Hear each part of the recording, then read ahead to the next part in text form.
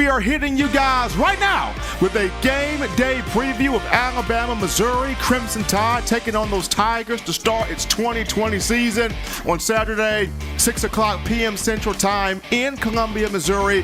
ESPN will be airing the matchup live. I'm Stephen M. Smith. And I'm Patrick Dowd. And to start you off, Crimson Tide fans, we're going to give you a little rundown of the headlines of the week. And Stephen, Mac Jones named the starting quarterback for Alabama. Mac 10 getting the job there for the Crimson Tide. Pat's going to be fun watching him play. He's been here for 4 years. This will be his 4th year in the system. He's going to have a chance to go out there and prove that I got what it takes against this team. Oh, most definitely. It's going to be his first chance to start off full season. He's the man, not filling in for anyone injured. This is his offense this season, and he's got a lot of guys behind him to help him out. Got a lot of guys behind him, but to start with the guys in front of him, he's got a great offensive line, first and foremost. He's got Leatherwood, he's got Neal Dickerson, Emil Ekiyor. I was reading the thing on Twitter there, Pat. This line averages over 330 plus. Talk about the beef up front. Oh, yeah, he's got some heavy hitters up front. Landon Dickerson, Deontay Brown, these guys are dogs. They're going to come at you. They're going to throw you into the dirt.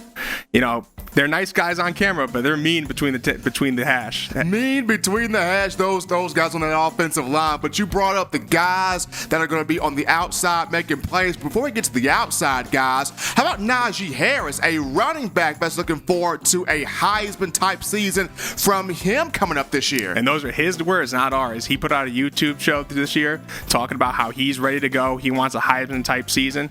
And I think Steve Sarkisian, he talked earlier in fall camp about how Alabama wants to commit to the run game this year, not just run it to go through the motions, actually run the football with purpose.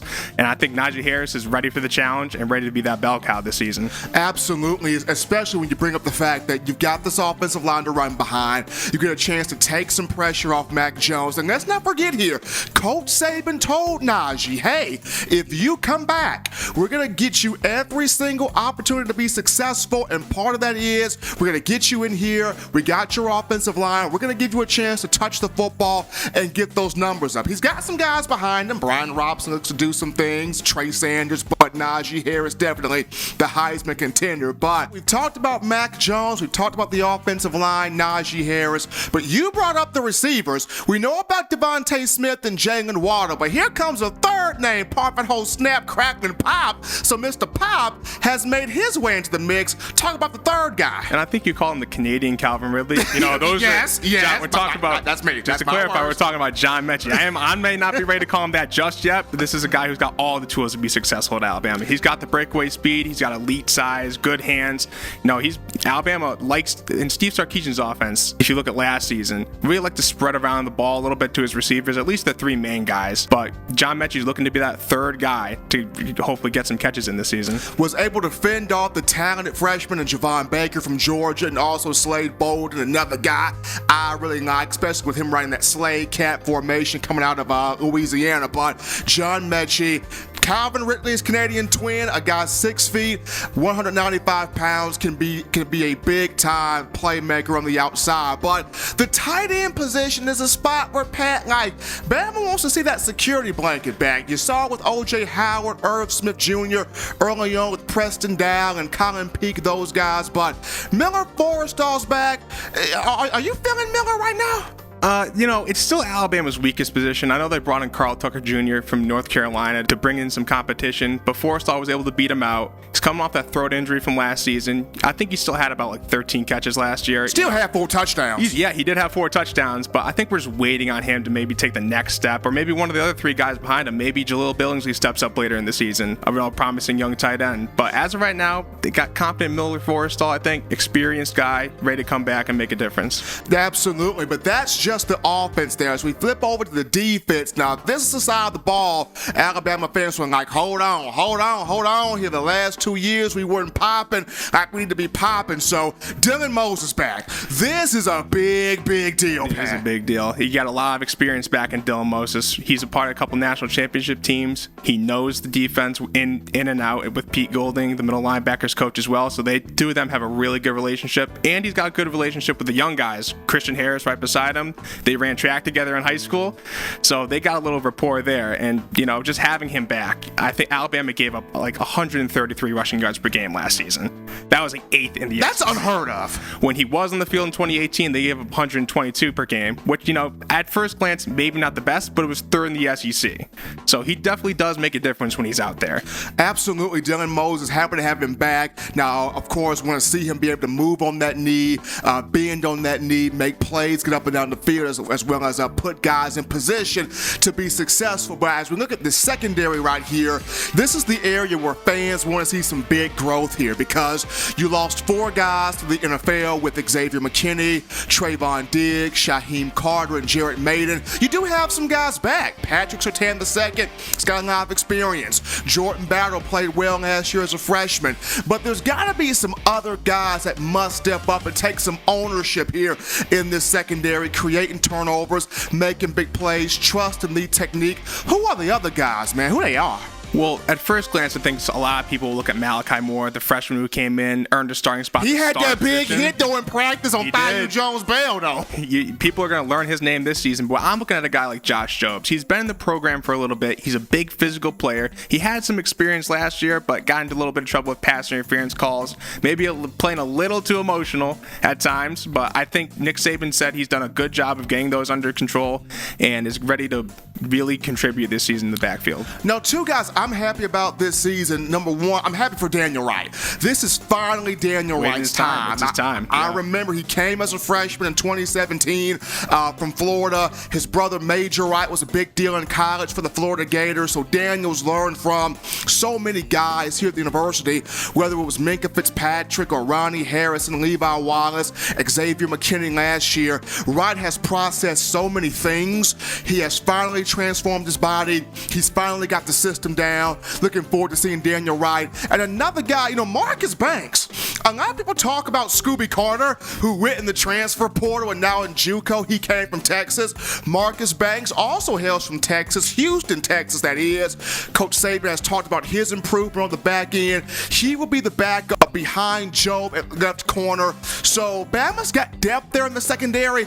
I just want to see, can these guys gel together? Yeah. Can you get the best 4 to 6 guys on the field just play football? Communication is so big, especially in the secondary in Alabama's defense. You saw breakdowns all the time against LSU last season, and you just really do not remind me of LSU, Pat. Please. Sorry, don't Alabama fans. I had to bring it up because it's a glaring issue.